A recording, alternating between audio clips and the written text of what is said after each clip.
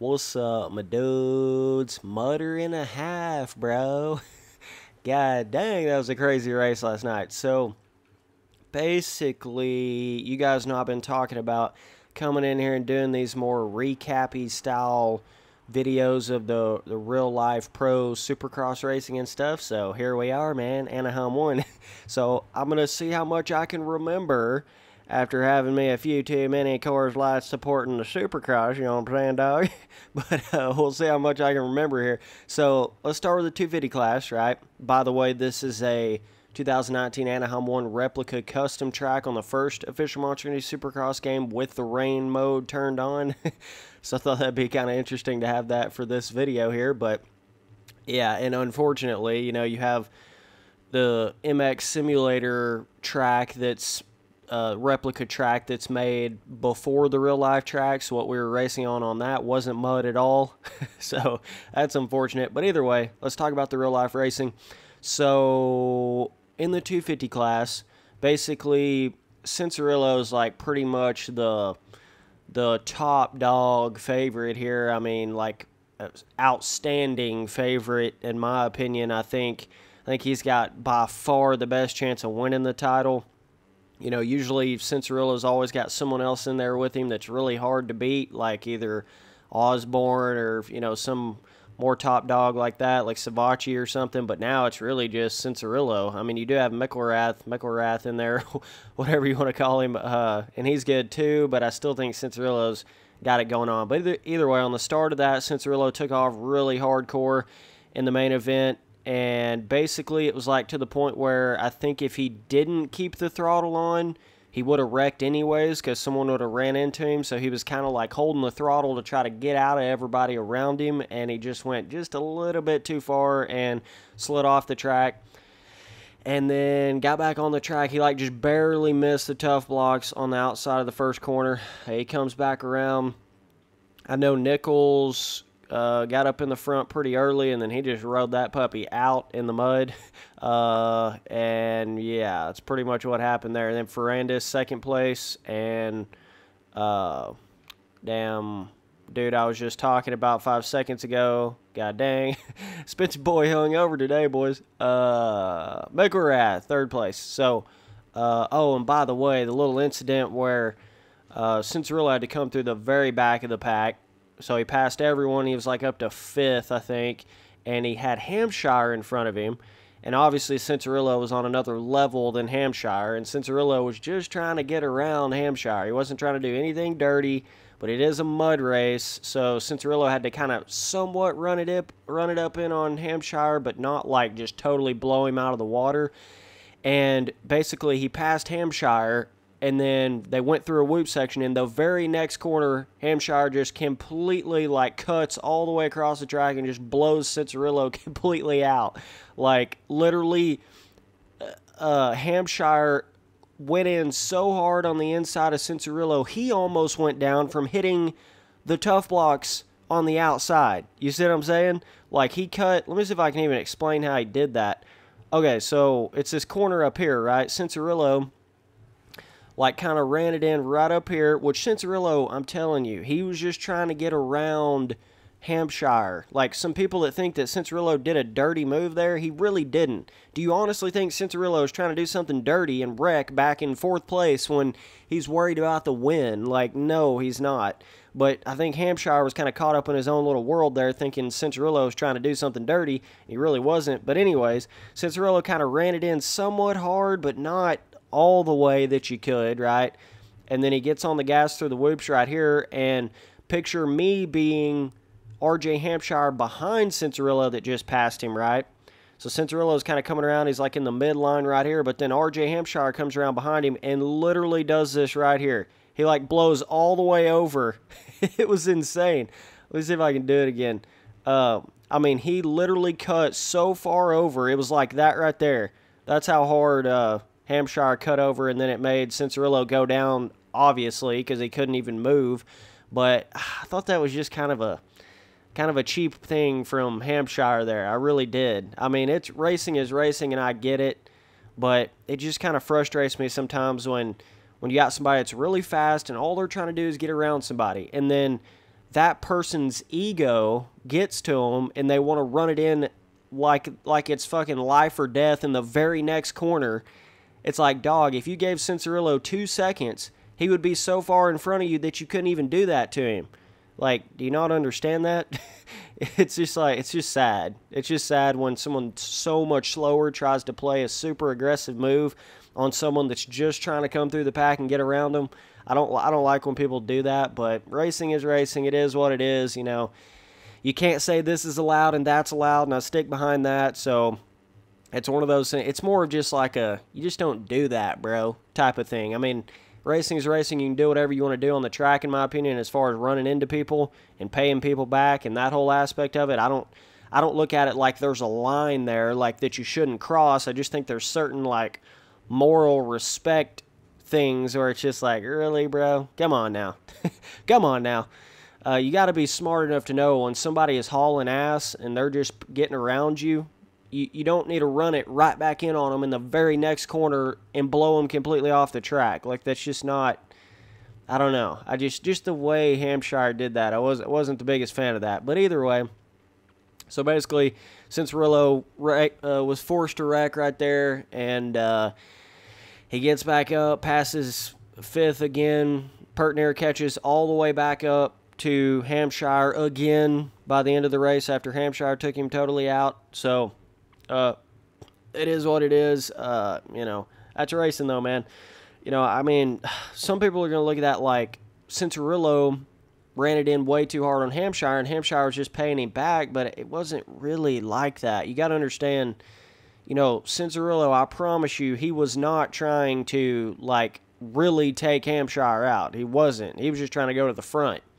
You know what I'm saying? But on a mud track, sometimes you got to do what you got to do, and sometimes you slide and crap like that. But what Hampshire did was full-blown revenge, instant, almost like, really, you're going to do that to me, Cianciarulo? Oh, my God, I'm going to take you out. You know, that kind of mindset. At least that's the way I took it. I don't know, but either way, let's move on to the 450s. So this was kind of crazy.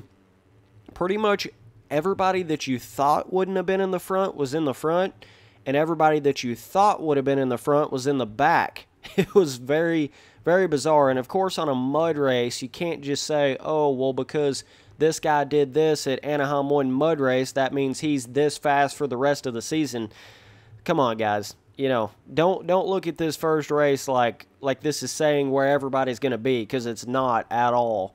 There's a lot of these dudes don't really train on mud tracks like that, and it was a mud track and a half. So you're going to have a lot more of those kind of bizarre people that may not necessarily normally win, have a chance to win. So don't get too giddy on some of the people that you think like, oh my gosh, maybe this guy, maybe it's finally his year. Maybe this guy's finally doing so much better, but it's a mud track. You got to understand that. It's a totally different kind of situation there. So, but what happened was pretty much from the beginning, you had, and isn't it interesting how all of those dudes that have been having trouble getting rides here recently, that being, you know, Dean Wilson, Malcolm Stewart, Justin Barcia, you know, all them dudes have kind of been through the ringer when it comes to trying to get rides and find jobs. Their careers have been kind of hanging on by a thread here lately, past few years. And look who's up at the front. It's just funny what a little bit of motivation will do for people, you know. So basically, Dean Wilson gets out front early, and then you got Malcolm Stewart behind him. And I even think Anderson was up there at the beginning, and then he just slowly fell back. Like, throughout the whole race, Anderson just went back. Ended up finishing, like, 13th or something way back there. Tomac, he started off in, like, I don't know, maybe 10th or something. Worked his way all the way up to a podium third. So, Dean Wilson was running up front for, like, 15 minutes of the race. And Malcolm Stewart was about to pass him in a corner for the lead. Could have potentially won, maybe, but he slid the bike out, had a little crash there, and slid that puppy out. But Barcia was right there behind all that as well. And then the last few laps, Barcia got around got around Dean Wilson there and all of that. But one thing that kind of frustrated me a little bit with the commentating of the 450 race was Ralph Shaheen just could not stop talking about how Dean Wilson was every penny was coming out of his pocket, like super privateer rider. Oh my gosh, look how good this totally privateer rider is doing. And he's having to sell t-shirts and hoodies because he's he's having to pay every bit of it out of his pocket. And oh my gosh, like Ralph Shaheen, do you not understand? Dean Wilson is still getting complete engine stuff from factory Husqvarna. You don't understand that? And he's getting a lot of stuff. This ain't just like a totally privateer Dean Wilson like some people's got it fantasized up in their head. And I don't know why. I don't know, Ralph Shaheen just couldn't quit saying that. He was acting like Dean Wilson was some sort of legit, like, local vibe dirt bike track supported, dirt bike kind of store. How some of those true privateers are, where they're like just barely making it in on LCQs and they're driving their trucks out there theirself. They're literally paying for every little bit of it. Like, literally, that's a true privateer. What Dean Wilson is, he's in a bit of a mixture right now. He's in a bit of a hybrid between, he's not like full-blown on an actual team, like full-blown on an actual factory team, but he's got all kinds of factory support going on right there. I look at Dean Wilson right now, the type of thing he's got going on is real similar to kind of like the Bullfrog Spas type of team. That's real similar to me what's going on with Dean Wilson. I mean, he's still got Rockstar behind him. Husqvarna is still supporting him with factory engine stuff. I mean, he's still got a lot going on, bro.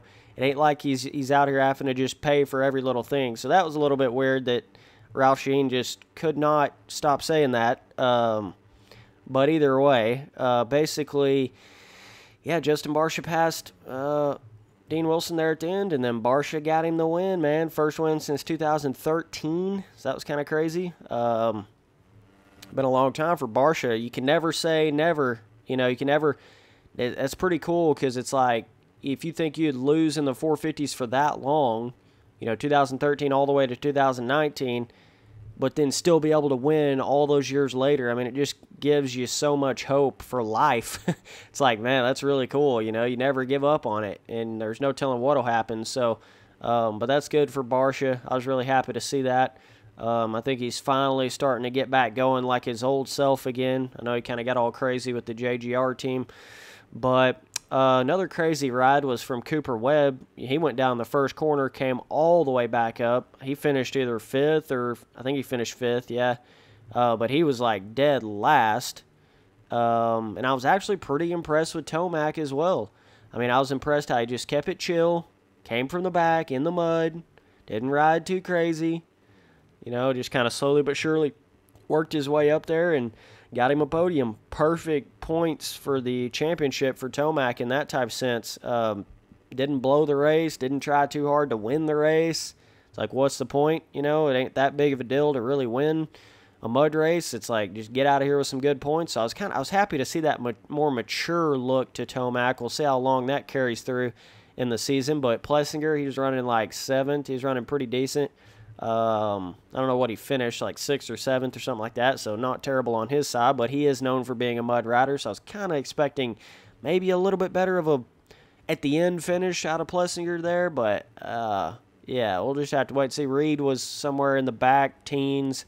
But yeah, it's pretty hectic racing, man, with all these people. Obviously, Osborne's out with a damn collarbone injury. That's really unfortunate. I was wanting to see him, but it's pretty cool though when you got this many top dogs in the 450 class. I mean, it's just like chaos, hectic. Oh, by the way, didn't even mention fucking Roxon. He got 2nd.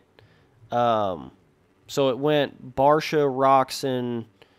Damn, I'm trying to remember all this right in my head. Who the fuck got 3rd? Oh yeah, Tomac. I just said that 5 seconds ago. Yeah, it was Barcia, Roxon, Tomac. So Roxon looked good too. I was impressed on that ride. he's definitely getting her going again as well. So I think your championship's going to come down to Barsha, Roxon, Tomac, Anderson, and that's pretty much, I think, is going to be your top dudes this year, in my opinion. But we'll just have to wait and see. I know a mud race is totally different, so maybe a totally different, you know, type of ride there towards the end. Savachi wrecked in the first corner. Don't even know what the hell he finished, somewhere in the back, closer to the back somewhere. But yeah, man, that's about where everybody went down. I think Little Hill was in the back somewhere as well, so he kind of had a rough night in the mud. But yeah, it'd be awesome to see him racing on an actual track that's not muddy next week. That'll be cool. I think you'll be able to tell a lot more from that race. But yeah, man, just wanted to come in here and kind of recap this puppy up a little bit, and we'll do another recap next week on the race, and I'll obviously be pro racing on MX Simulator on the next track as well, so that'll be fun. But yeah, man, appreciate you guys watching all the videos. Later, dudes.